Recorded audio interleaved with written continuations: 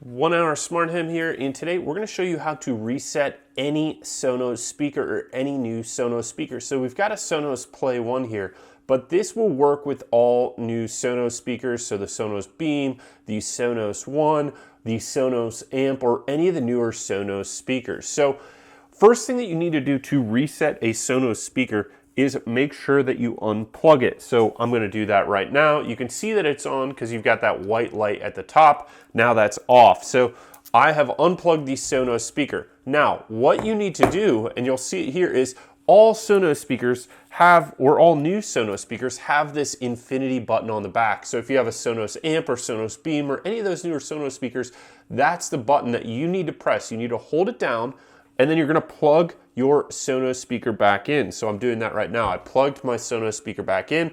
I'm holding that infinity button there, and you're gonna see the white blinking light here. Now, once this white blinking light changes to orange, we know that the reset process has started, and it is resetting all the Sonos settings to factory default. So it's orange, and now once it gets to green, it means it's reset. It's complete the reset process. So we're just waiting for it to go from blinking orange to a green light. There we go. We've got the green light.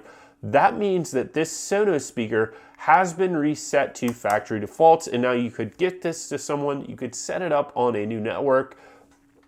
You could start over with this in a new system. You could do whatever you need to do with this Sonos speaker. So this is 100% factory default settings. Once you get that green light, you can let your thumb off the infinity button, and this thing is good to go.